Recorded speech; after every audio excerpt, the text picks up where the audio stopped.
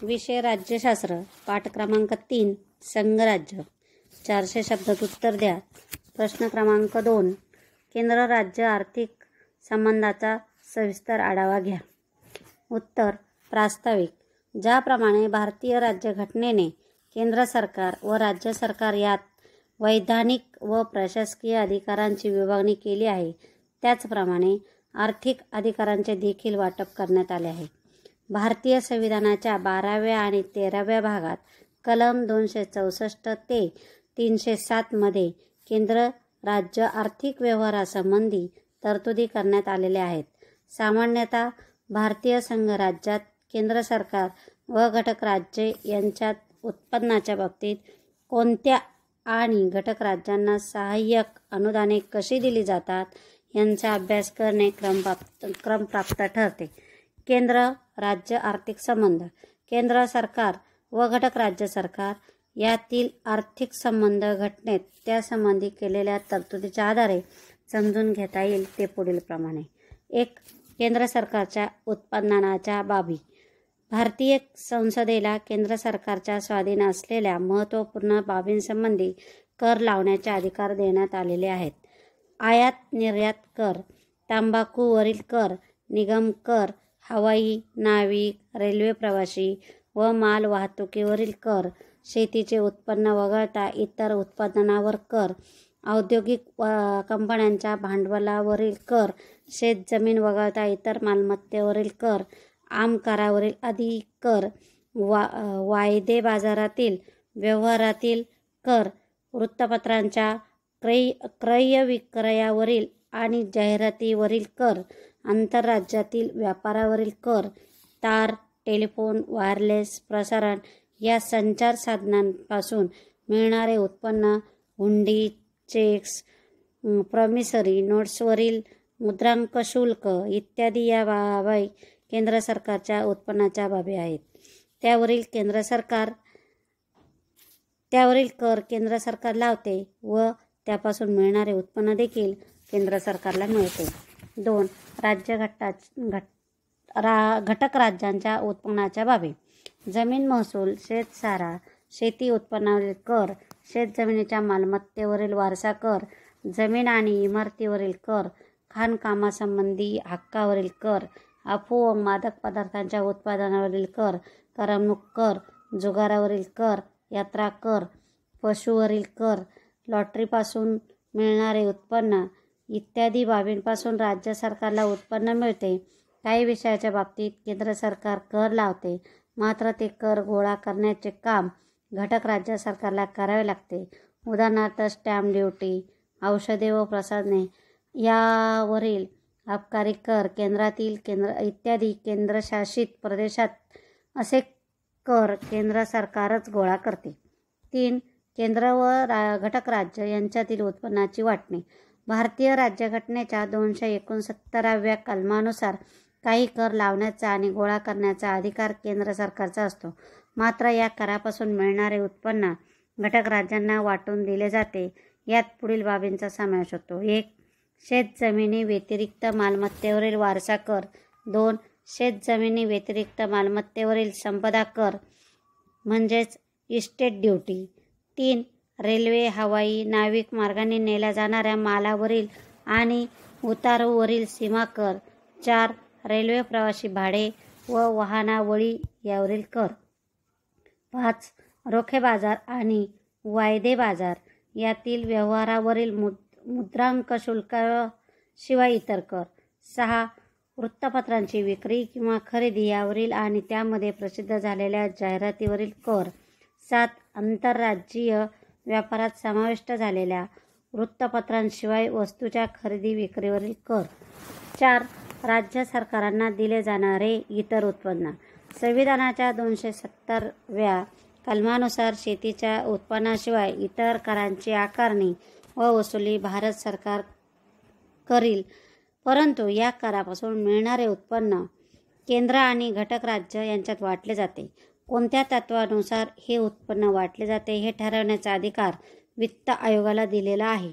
केंद्र सरकारने लावलेल्या करात केव्हाही वाढ करण्याचा अधिकार संसदेला दिलेला आहे. संविधानाच्या 272व्या कलमानुसार केंद्र यादीत उल्लेख केलेल्या औषध व प्रसाधने यावरील कराव्यतिरिक्त केंद्र सरकारने लावलेल्या जकातीचे उत्पन्न केंद्र सरकारच्या कार्यक्षेत्रात येते. मात्र संसदेत वाटल्यास त्याचा काही भाग घटक राज्यांना देता येतो. वाटणीची तत्त्वे संसदेच्या कायद्यात स्पष्ट केली जातात. संसदेच्या 273व्या कलमानुसार ताग आणि तागापासून होणाऱ्या वस्तूवरील निर्यात करापासून ते उत्पन्न मिळते त्याच्या उत्पन्नाच्या बदल्यात ताग उत्पादन करणाऱ्या राज्यांना खास अनुदान देण्याची तरतूद आहे. या अनुदानाची रक्कम ठरवण्याचा अधिकार वित्त आयोगास आहे. 5. घटक राज्यांना अनुदान. भारतातील सर्व घटक राज्यांची आर्थिक स्थिती समान नाही, त्यामुळे ती राज्य आर्थिकदृष्ट्या प्रबल व मागासलेली आहेत. अशा राज्यांना विशेष अनुदान देण्याची तरतूद घटनेच्या कलम 275 मध्ये केलेली आहे. अशी अनुदाने भारताच्या संचित निधीतून दिली जातात. त्यासंबंधी रक्कम ठरवण्याचा अधिकार संसदेला आहे. सामान्यतः वित्त आयोगाच्या शिफारशीनुसार आणि अनुसूचित जाती जमातीच्या कल्याणासाठी आवश्यक असणाऱ्या गोष्टीचा विचार करून ही अनुदाने दिली जातात. 6. संकीर्ण आर्थिक तरतुदी. केंद्र राज्य आर्थिक संबंधातील वरील महत्त्वाच्या तरतुदीशिवाय इतर काही संकीर्ण स्वरूपाच्या तरतुदी पुढीलप्रमाणे आहेत. संविधानाच्या कलम 285 प्रमाणे केंद्र सरकारची मालमत्ता घटक राज्यांनी लावलेल्या करांच्या कक्षेतून वगळता येईल. घटक राज्यांचे कोणते कर केंद्राच्या मालमत्तेस लागू होतील हे संसद ठरवेल.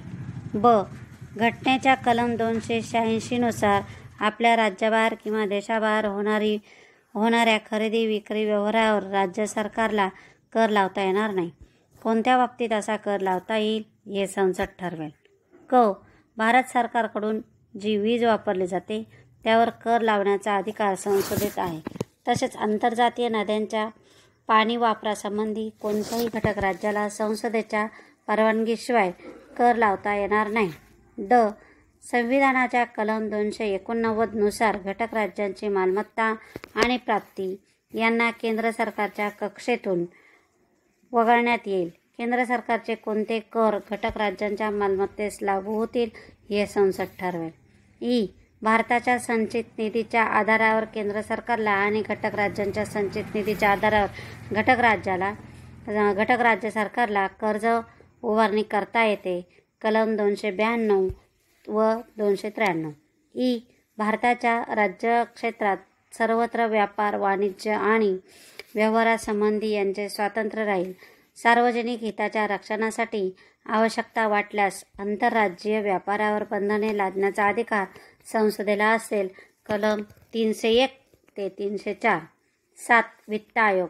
केंद्र राज्य आर्थिक संबंधामध्ये वित्त आयोग महत्त्वाची भूमिका बजावतो. भारतीय राज्यघटनेच्या कलम 280 नुसार राष्ट्रपती दर 5 वर्षांनी वित्त आयोग स्थापन करतात.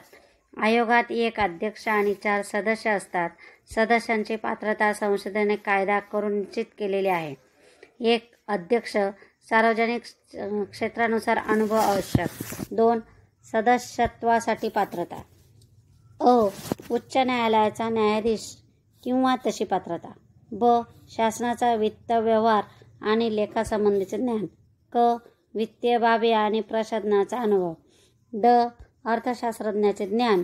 भारतात आतापर्यंत 12 आयोग स्थापन झाले. सद्यस्थितीत 13व्या वित्त आयोगाचे काम सुरू आहे. डॉक्टर विजय केळकर या आयोगाचे अध्यक्ष आहेत. 1 एप्रिल 2010 ते 31 मार्च 2015 हा या आयोगाचा कालखंड आहे. आयोगाची कामे व अधिकार. 1 केंद्र व राज्य यांच्यात कराचे वाटप करणे, त्यातील राज्यांचा वाटा ठरवणे. 2 केंद्राच्या संचित निधीतून ज्यांना देण्यात येणाऱ्या निधीचे निकष ठरवणे. 3 देशाची अर्थव्यवस्था बळकट होण्यासाठी राष्ट्रपतींनी सोपवलेली कामे करणे. 4 घटक राज्यांमधील स्थानिक स्वराज्य संस्थांचा साधनसंपत्तीस पूरक ठरवण्यासाठी आणि राज्याच्या एकत्रित निधी वाटप करण्यासाठी आवश्यक उपाययोजना सुचविणे. 5 घटक राज्यामधील नागरिक स्थानिक संस्थांच्या साधनसंपत्तीस पूरक ठरवण्यासाठी राज्याच्या एकत्रित निधीत वाढ करण्यासाठी आवश्यक उपाययोजना सुचवणे. आयोग आपली कार्यसिद्धी पद्धती निश्चित करू शकतो. वित्त आयोगास कार्य पार पाडण्यासाठी आवश्यक शक्ती संसदीय कायद्याने प्राप्त होतात. वित्त आयोग आपल्या शिफारशी राष्ट्रपतींना सादर करतो. वित्त आयोगाच्या शिफारशी व त्यावर केलेल्या कारवाईचा अहवाल राष्ट्रपतीद्वारे संसदेत मांडला जातो. 8. नियंत्रक आणि महालेखापरीक्षक. भारतीय राज्यघटनेच्या कलम 148 ते 151 मध्ये महालेखापरीक्षक पदाच्या तरतुदी सांगितलेल्या आहेत. भारताच्या राष्ट्रपतीकडून महालेखापरीक्षकांची नेमणूक केली जाते. संसद कायदा करून महालेखापरीक्षकांचे वेतन, भत्ते व सेवा शर्ती ठरवते. सर्वोच्च न्यायालयातील न्यायाधीशा एवढे वेतन देण्यात येते. ते वयाच्या 65 वर्षापर्यंत पदावर राहू शकतात. त्यांचे घटनाविरुद्ध वर्तन, गैरवर्तन किंवा भ्रष्टाचार केल्यास त्यांच्या विरुद्ध मांडलेला अविश्वास ठराव संसदेच्या दोन्ही सभागृहात 2/3 बहुमताने मंजूर झाल्यास राष्ट्रपती त्यास पदमुक्त करतात. नियंत्रण व महालेखा परीक्षकांचे स्वातंत्र्य. राज्यघटनेच्या कलम 149 ते 51 मध्ये महालेखा परीक्षकांचे स्वातंत्र्य टिकवण्यासाठी पुढील तरतुदी केलेल्या आहेत. 1. महालेखा परीक्षकाची नेमणूक राष्ट्रपती करतात. 2. त्यास अधिकारपद स्वीकारण्यापूर्वी राष्ट्रपतीसमोर शपथ घ्यावी लागते. 3. त्याचे वेतन, भत्ते व सेवा शर्ती ठरवण्याचा अधिकार संसदेस आहे. 4. त्याचे वेतन भारताच्या संचित निधीतून दिले जाते. 5. त्याचे कार्यक्षेत्र व भूमिका राज्यघटनेने निश्चित केलेले आहेत. 6. तो सर्व प्रकारच्या बाह्य नियंत्रणापासून मुक्त असतो. 7. त्याला बडतर्फ करण्यासाठी संसदेत 2/3 बहुमताने ठराव मंजूर व्हावा लागतो. 8. सेवानिवृत्तीनंतर त्याला कोणतेही शासकीय किंवा अन्य पद स्वीकारता येत नाही. नियंत्रण व महालेखा परीक्षकांचे अधिकार व कार्य. राज्यघटनेच्या कलम 151 नुसार नियंत्रक व महालेखा परीक्षकास पुढील कार्य करावी लागतात. 1. केंद्र सरकार आणि राज्य सरकार यांचे लेखे कोणत्या पद्धतीने ठेवण्यात येते हे निश्चित करणे. 2. केंद्र सरकार आणि राज्य सरकार यांचे लेखे तयार करणे. 3. शासनातर्फे खर्च झालेला निधी कायदेशीरदृष्ट्या खर्च झाला आहे किंवा नाही हे पाहणे. 4. शासनाने निर्माण केलेल्या महामंडळाच्या व संस्थांचा हिशोब तपासणे. 5. शासनाच्या एखाद्या विभागाने अनाठायी व जास्त खर्च केला असल्यास सार्वजनिक हिशोब समितीचे त्याकडे लक्ष वेधणे. नियंत्रण व महालेखा परीक्षक केंद्र सरकारच्या लेखासंबंधीचे अहवाल राष्ट्रपती सादर करतात. राष्ट्रपती ते अहवाल संसदेपुढे चर्चेस ठेवतात. तसेच राज्य सरकारच्या लेखासंबंधीचे अहवाल राज्यपालांना सादर करतात. राज्यपालाने ते अहवाल राज्य विधिमंडळासमोर चर्चेस ठेवतात. 9. इतर तरतुदी. भारतीय राज्यघटनेच्या कलम 274 नुसार केंद्र सरकारने लावलेल्या परंतु ज्यांच्या उत्पन्नावरील पूर्णतः किंवा अंशतः रक्कम घटक राज्यांना दिली जाते अशा करांची तरतूद करणाऱ्या देयकांना राष्ट्रपतीची शिफारस घ्यावी लागते. राज्यघटनेच्या 276 कलमानुसार घटक राज्य सरकार किंवा अंतर्गत नगरपालिका, जिल्हा मंडळे, स्थानिक संस्था, व्यवसाय, व्यापार, रोजगार इत्यादीवर कर लादला जातो. हा कर उत्पन्नावरील कर समजला जात नाही. अशा प्रकारच्या काही तरतुदी आर्थिक व्यवहाराच्या बाबतीत दिसून येतात. समारोप. भारतीय राज्यघटनेने केंद्र सरकार व घटक राज्य सरकार यांच्यात वरीलप्रमाणे आर्थिक संसाधनांच्या हक्कांची विभागणी केली आहे. एकंदरीत या आधारे केंद्र राज्य आर्थिक संबंध पाहिले असता आर्थिक बाबतीत केंद्राचे राज्यावरील नियंत्रण अधिक प्रमाणात असलेले दिसते. आर्थिक बाबतीत राज्य परावलंबी असून त्यांना केंद्र सरकारच्या मदतीवर अवलंबून राहावे लागते. टिपा लिहा. 1. सीमा प्रश्न. 2. भारतीय संघ राज्याची वैशिष्ट्ये. 3. नियंत्रण व महालेखा परीक्षक. 4. वित्त आयोग. 5. नदीजल वाटप विवाद.